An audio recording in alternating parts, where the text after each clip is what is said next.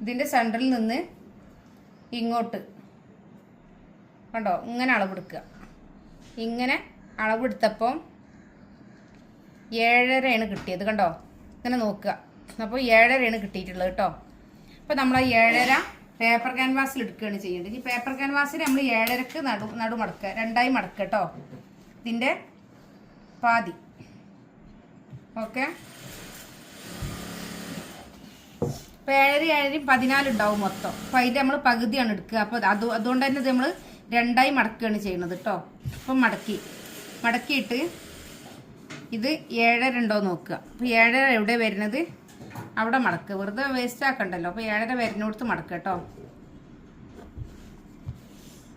അപ്പോൾ കട്ട് പീസൊക്കെ ഉണ്ടാവും, സ്റ്റിച്ച് ചെയ്ത കട്ട് പീസ്. അതേപോലെ നിങ്ങൾ ഷോപ്പിൽ പോണ സമയത്ത് അവിടെ ഒരു ബാസ്ക്കറ്റിൽ കട്ട് പീസ് ഉണ്ടാവും.